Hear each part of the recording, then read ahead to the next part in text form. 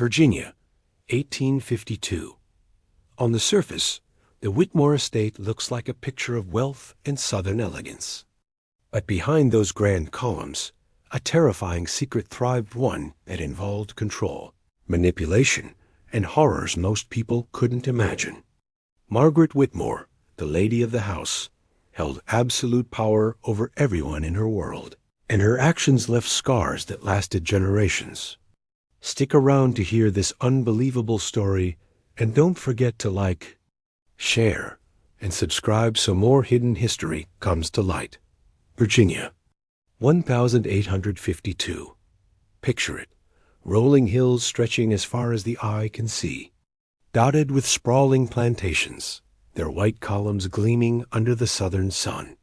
From the outside, it looks like paradise, beautiful, calm, and orderly. Travelers passing by might admire the neatly kept gardens, the grand houses, and a sense of old-world charm. But if you stepped inside, or behind the gates, you'd see a very different reality. Life on these plantations wasn't just work, it was survival. Wealthy families lived in comfort, hosting dinners, attending church, and managing their estates with a sense of pride. Meanwhile, enslaved men, women, and children labored endlessly in the fields, their backs bent beneath the weight of the sun and the soil. Every day began before sunrise and didn't end until the last light faded from the horizon. Cornfields, tobacco, and cotton stretched for miles, each acre demanding sweat, strength, and endurance. In Virginia, society was rigid. Reputation mattered more than reality. One small scandal could ruin a family's name, so the wealthy hid the darker truths behind perfect facades. But inside, cruelty, fear, and secret suffering were very real. The enslaved carried the weight of their oppression, silently, navigating a world where the smallest mistake could mean punishment or worse. And yet, even under these conditions, people found ways to survive, to communicate, and to care for one another in quiet, courageous ways. The contrast between the grand homes and the fields was striking. Inside the Whitmore mansion, floors shone, silver gleamed, and flowers scented the halls. Outside, hands blistered, sweat poured, and exhaustion was constant. Children, born into slavery, learned quickly that survival meant obedience, silence, and resilience. A tiniest act of defiance could cost them everything. Yet whispers of hope and quiet resistance persisted, kept alive by courage and shared humanity. Virginia wasn't just a place, it was a character in this story. Its beauty and tradition masked brutality and oppression. And in this world of extremes, Margaret Whitmore would rise a woman of charm, intelligence, and control, whose influence would shape lives in ways no one could imagine. To understand the horrors she would create, we first have to understand the land, the society, and the people that made such control possible. Margaret Whitmore was a woman you couldn't ignore. At first glance, she seemed to embody everything people admired about Southern elegance. Tall, graceful, always perfectly dressed, with hair coiled neatly atop her head. Her eyes were sharp, always watching, always calculating, but they could charm just as easily as they could intimidate. People admired her beauty, her poise, her intelligence. But underneath that calm, elegant exterior, there was a mind driven by control, a will that would bend everyone around her to her desires.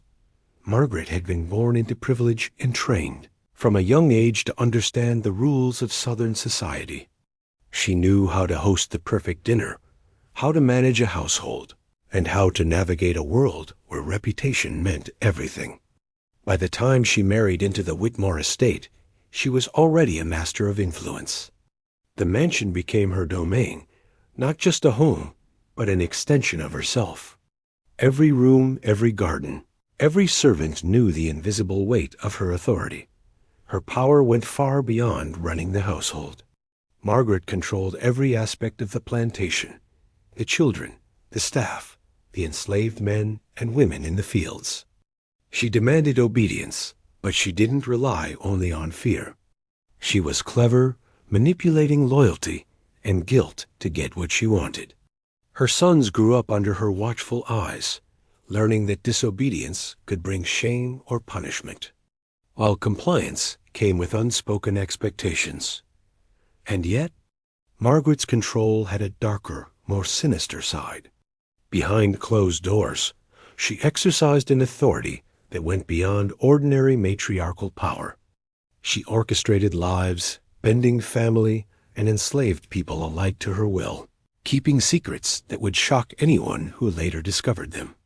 A mansion, so polished and elegant to outsiders, was a place of tension, fear, and unspoken cruelty.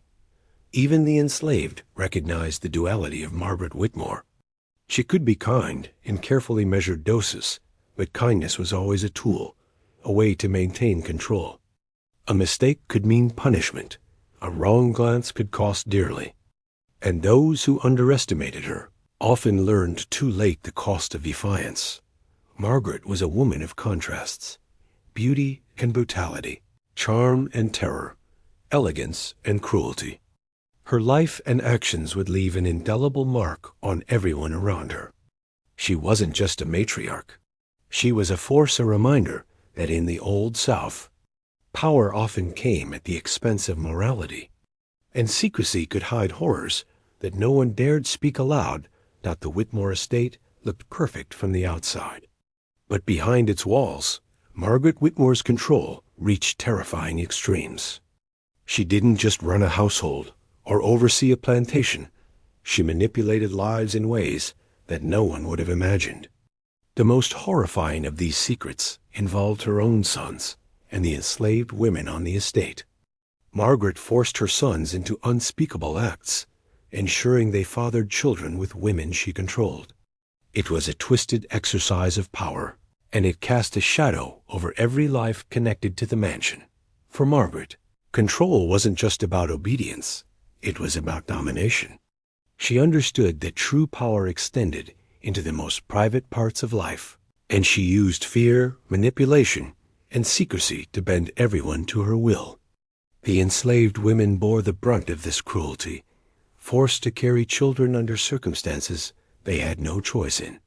Each birth was a reminder of Margaret's authority, each child a living testament to the ways she shaped lives to suit her desires. Her sons, though unwilling participants, were trapped. Raised to revere their mother and follow her commands, they struggled with guilt, shame, and confusion. Any attempt to resist her influence would bring severe consequences. The mansion, once a home filled with childhood laughter, had become a stage for fear, secrecy, and twisted family dynamics. Margaret's cunning allowed her to hide these acts from the outside world. Guests saw only elegance, refinement, and charm. Neighbors admired her poise and social grace, never suspecting the horrors she orchestrated behind closed doors.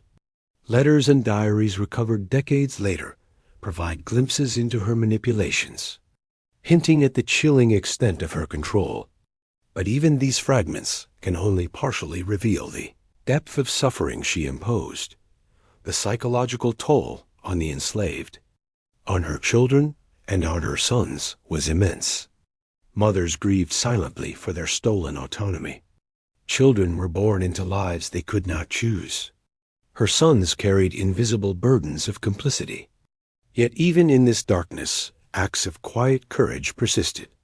Enslaved women protected one another, shared warnings and whispers, and passed down stories of resilience. Small sparks of defiance, hidden from Margaret's view, reminded everyone that even under the heaviest oppression, the human spirit could survive. Margaret Whitmore's secret was not just about taboo or scandal. It was about absolute power, exercised with precision. Fear, shame, and secrecy were her tools, and she wielded them ruthlessly. The Whitmore estate, with its beauty and grandeur, became a place where horror and control coexisted, leaving marks that would endure long after the sun set on her reign. Life on the Whitmore plantation was a world of contrasts. On one hand, The mansion was a picture of wealth and elegance, gleaming floors, crystal chandeliers, velvet drapes, and the faint scent of flowers drifting through the halls. From a distance, it seemed like paradise.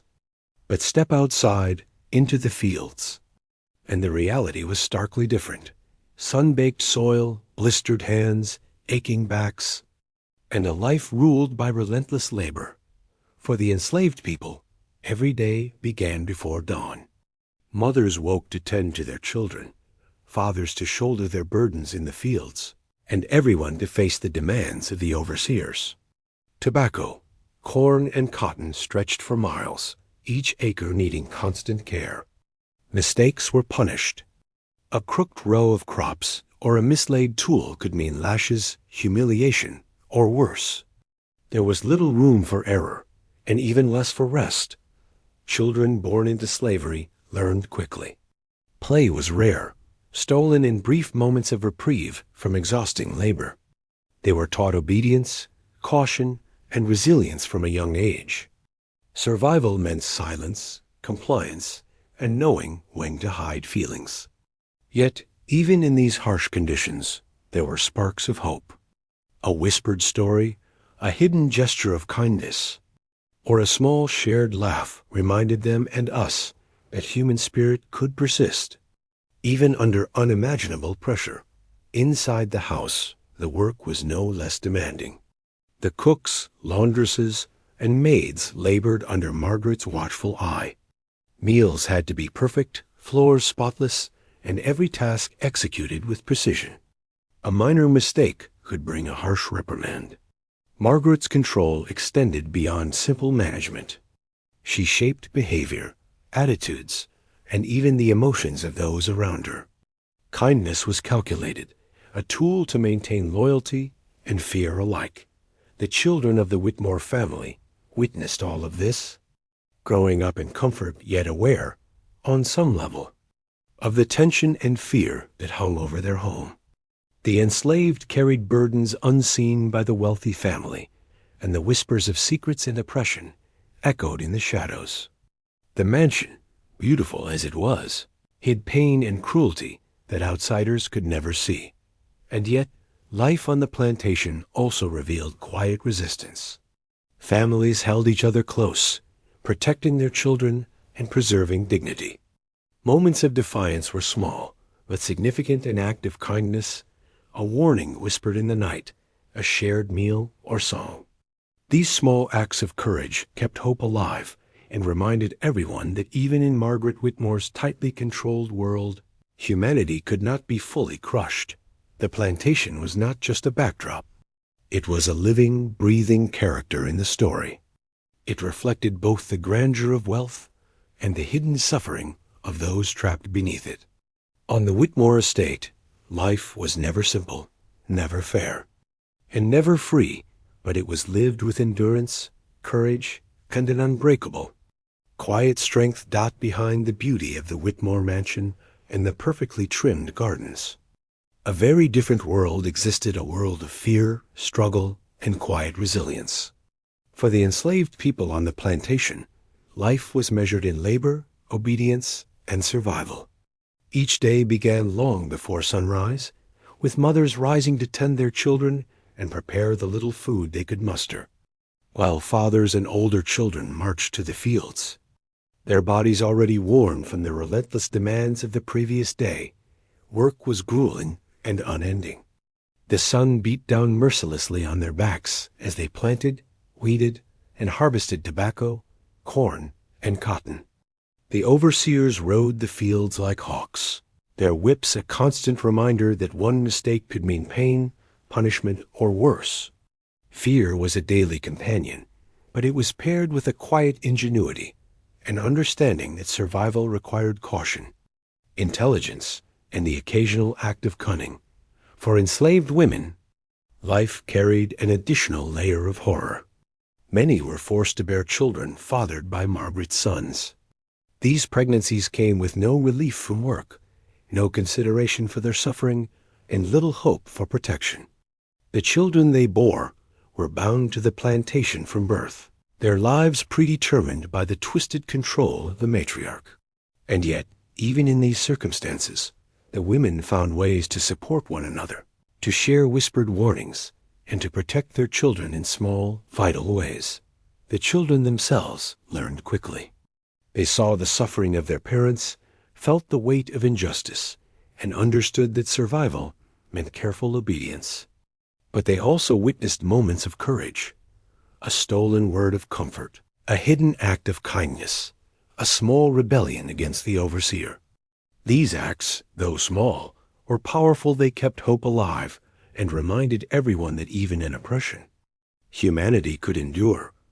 Life on the plantation was not just physically exhausting, it was emotionally taxing. Families were torn apart, trust was strained, and grief became a constant companion. Yet through all this, the enslaved community built resilience. They created networks of support, preserved stories and traditions, and nurtured courage that would carry forward through generations. Margaret Whitmore's control extended far beyond labor. It sought to dominate the mind, the spirit, and the body.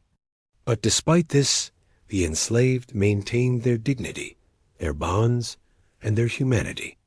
Their stories are at the heart of this history, a reminder that even in the darkest corners of the Old South, the human spirit refused to be extinguished. The horrors of the Whitmore estate didn't stay confined to the mansion walls. Every secret Margaret Whitmore kept, every life she controlled, sent ripples that stretched across generations, leaving scars that would never fully heal. Families were broken, trust was shattered, and lives were altered in ways that couldn't easily be undone. Children born into the twisted arrangements she orchestrated carried the weight of oppression from the moment they were born, a burden that would follow them throughout their lives. For the enslaved women, the cost was unimaginable.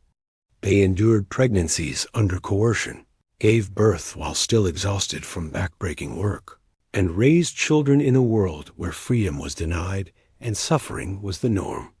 Each child was a reminder of control, a living testament to the power Margaret exerted over the most intimate aspects of life. And though they were victims, these women still found ways to nurture, protect, and preserve their children in small, quiet acts of courage. Margaret's sons, too, were trapped in a cycle of guilt and shame. Raised to obey her, they had little choice but to comply with her manipulations.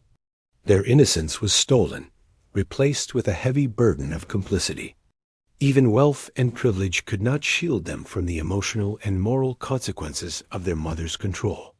Their lives, their relationships, and their understanding of right and wrong were forever altered. The community beyond the Whitmore estate sensed something was off, even if they couldn't name it. Whispers traveled quietly among neighbors and visitors, hinting at tension and secrecy, but social norms and fear of scandal kept many silent. Margaret's power created a ripple effect that reached far beyond her family and the enslaved, affecting the moral and social fabric of the surrounding area. Yet even in this darkness, sparks of resilience persisted. The enslaved developed networks of support, small rebellions, and acts of quiet courage. Mothers protected their children as best they could. Siblings shared what little comfort they could, and friends offered support in subtle ways. These acts, small as they were, reminded everyone that even under relentless oppression, the human spirit endured. The legacy of Margaret Whitmore shows us how cruelty and unchecked power can shape lives for generations. Her story isn't just about one family or one plantation. It's about the invisible scars of oppression, the weight of secrecy, and the courage it takes to survive. History often hides these truths, but they remind us that resilience and humanity can persist, even in the darkest of circumstances. For decades, the true story of the Whitmore estate remained hidden behind the mansion's grand walls. Margaret Whitmore's charm and social standing allowed her secrets to stay buried, whispered only in shadows. But over time, fragments of the truth began to emerge through old letters, diaries, and oral histories that survived the years, offering glimpses into the lives she controlled and the suffering she inflicted. Some letters, preserved by relatives or discovered in forgotten archives, were brief and seemingly innocuous. A note about a birth, a mention of obedience, or the careful wording of a daily update could, at first glance, appear mundane. But when historians pieced them together, a chilling picture emerged, one of total control, secrecy, and moral corruption. These documents revealed the careful orchestration of lives, family, enslaved people, and household staff alike under Margaret's iron rule. Diaries added even more depth, giving voices to those who had lived within the estate. Some described the fear and suffering endured by the enslaved. Others captured the guilt and shame experienced by Margaret's sons. And still others detailed the cold precision with which Margaret maintained her control. These accounts, raw and unfiltered, allowed historians to glimpse the hidden world of the Whitmore mansion, a world of beauty, cruelty, and power all intertwined. Oral histories were equally important. Stories passed down through generations of enslaved descendants preserved memories of resilience, courage, and quiet rebellion. They told of families protecting each other, of secret warnings whispered in the night, and of the strength it took to survive in a place designed to break them. These voices remind us that history is not just about the powerful. It is about those who endured, resisted, and survived despite the odds. The uncovering of Margaret Whitmore's story sparked reflection and debate. Her wealth and social standing had protected her during her life, but history could not remain silent forever. Scholars reconstructed the narrative, revealing the psychological, social, and moral consequences of her actions. Today, the story of the Whitmore estate stands as a window into the darker side of Virginia's history, illustrating how unchecked power and secrecy can leave lasting scars. Even now, the estate itself serves as a silent witness. Its walls reflect both grandeur and suffering, and the stories preserved through letters, diaries, and oral histories ensure that the voices of the oppressed are not forgotten. Discovering this history reminds us that the past is rarely simple, and that remembering it honors those who survived, endured, and resisted. The story of Margaret Whitmore and her Virginia plantation isn't just about wealth or social status. It's about the human spirit, its fragility, its endurance, and its quiet strength. Behind the grand columns and polished floors of the Whitmore mansion were lives filled with fear, sorrow, and courage. Every whispered secret, every coerced act, every small gesture of resistance contributed to a legacy that still echoes today. It's impossible to hear this story and not feel the weight carried by those who suffered in silence. The enslaved mothers, fathers, and children endured hardships that are hard to imagine. They survived, not because of privilege or power, but because of courage, resourcefulness, and an unyielding will to protect one another. Their resilience reminds us that history isn't just written by the powerful. It's lived by those who endure, resist, and survive against all odds. Margaret Whitmore's life is also a warning. Her beauty and charm hid a terrifying misuse of power, showing how control and secrecy can destroy lives and warp morality. It's a reminder that history is rarely simple or clean. It's messy, painful, and morally complex. And yet, it's in these stories that we see the depth of human courage, the persistence of dignity, and the strength that carries through generations. By uncovering this past, we honor both the victims and the survivors. We remember their suffering, their courage, and the legacies they carried forward. The Whitmore estate stands today as a silent witness, a testament to cruelty, resilience, and the enduring human spirit. If this story moved you, take a moment to honor those voices by sharing it. Like, subscribe, and comment below to help uncover more hidden histories. History isn't just dates and names. It's the lives, choices, and echoes that shape our world. And by remembering, we make sure these stories and the lessons they carry are never forgotten.